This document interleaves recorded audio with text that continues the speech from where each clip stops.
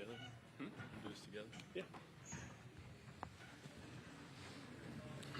John is going to wind up day 3 for us. He is ready to go, and we're going to start here on the left side on the third row.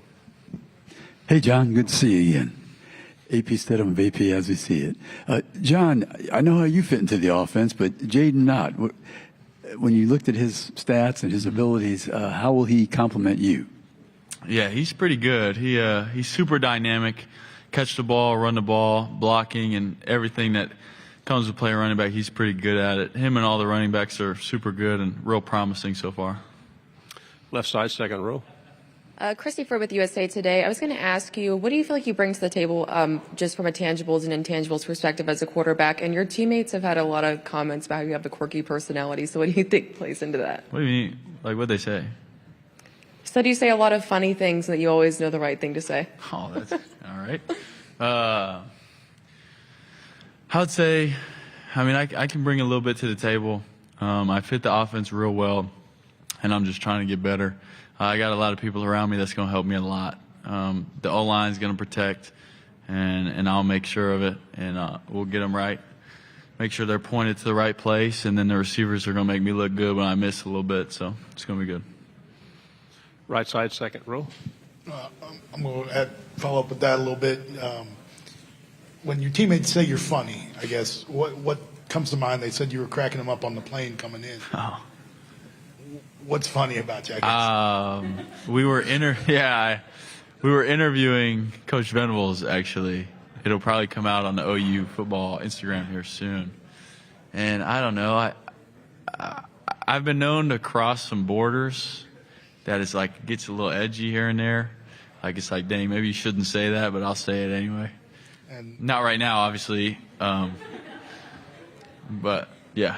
To my real question, just how did you take a leadership role when you came in? Everybody's kind of said that right away. It just kind of like you've been there for years. Mm-hmm. So what tangibly did you do to kind of assert yourself in that room? I would say I was fortunate because I didn't have to learn a whole new offense. So I was able to take time and learn the players that I was going to play with and build relationships in the locker room and hang out with them and help them learn the offense.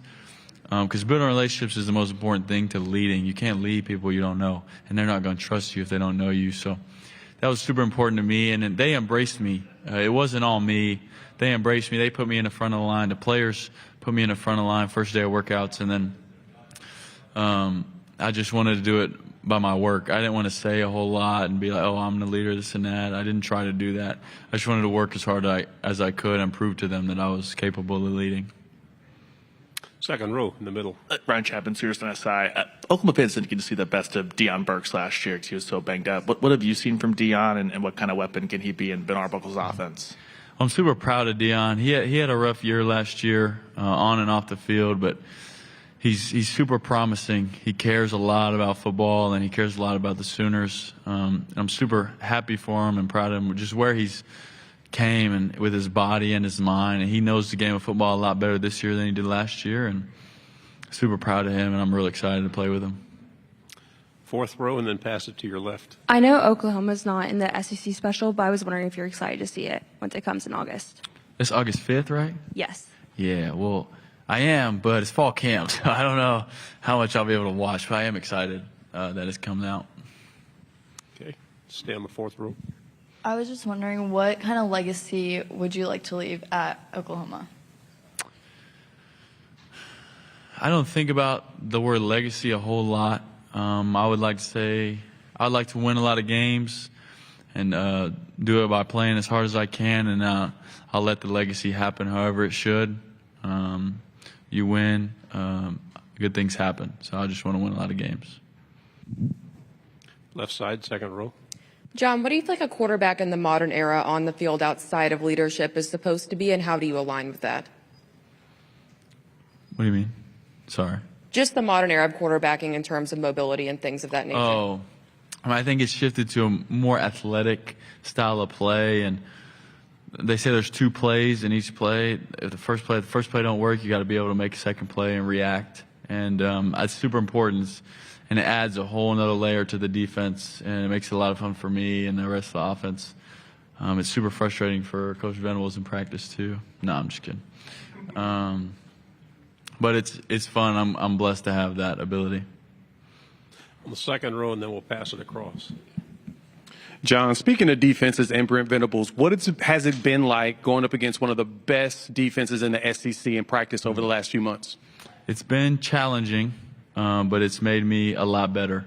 It's not easy to go against that good of a defense every day because you got to come with it every day. And I try to, and this offense does, but it doesn't make it easy. Like, they're good, and schematically they're good and confusing, and then they got good players. So you add that together, it's not real easy, especially for offenses trying to learn. We don't even know that. So it was a lot of fun.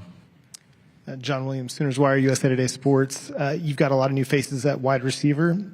How is that looking? Jermichael Carter came in the spring transfer portal. What's your impression of him so far? I really like J-Mike. J-Mike loves being a Sooner, and he loves being in the building. With all of them, it's been very promising. We spent a lot of time together on and off the field, spending a lot of time throwing the ball to each other and just learning how I think and how they think and what they like to run, what they don't like to run, and how it should be ran. We still got room to go, of course, but we'll get there. Right here, second Yeah, row. Barry Trammell, Tulsa World. A lot of people have compared you to Baker Mayfield. You've brought up Baker on your own at times. Do you accept that? That's a little bit of a high status in Oklahoma, being compared to Baker Mayfield. Do you accept that challenge or enjoy that status that people think of you as, a worthy successor to Baker? Yeah, I mean, it's an honor to be compared to him. You talk about Oklahoma. Everybody loves Baker Mayfield, which is great and deservingly so. He's done a lot for this university, and it's an honor to be compared to him. I wouldn't say I'm exactly like him, but it's definitely cool to be that high status. I don't see it as pressure, though. I don't just see it as an opportunity. Stay on the second row, and then we'll finish over here. John, in the spring we talked to you about you wanted to kind of improve some of your decision-making stuff. Have you found teaching the offense to the guys has kind of helped further that understanding and just speed up the whole process? Yeah, no doubt. 'Cause teaching is, I think it's scientifically proven to be the best way to learn something. So being able to do that is huge.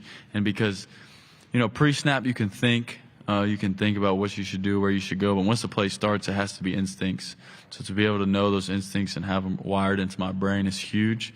Getting to the next progression. And that's been a huge thing I've been wanting to work on. Right side. Kind of along the lines of what you were just asked about the comparisons to Baker, but it seems like this offseason there's been a lot of hype about what the potential could be for the Oklahoma offense. You know it as well as anybody, but what's it like dealing with some of that hype, and what are your expectations about this offense? I mean, we don't really worry about it in the building. I think we're all excited in our own, not because of what anybody on the outside says, because of the work we put in. And personally, my confidence comes from the work I put in, and I think we've done a good job. And I think we're going to do some good things. We got a lot of good players, and it's going to be a lot of fun to watch. What did you learn at the Manning Passing Academy? And was there anything that you learned there that helps in the Red River game?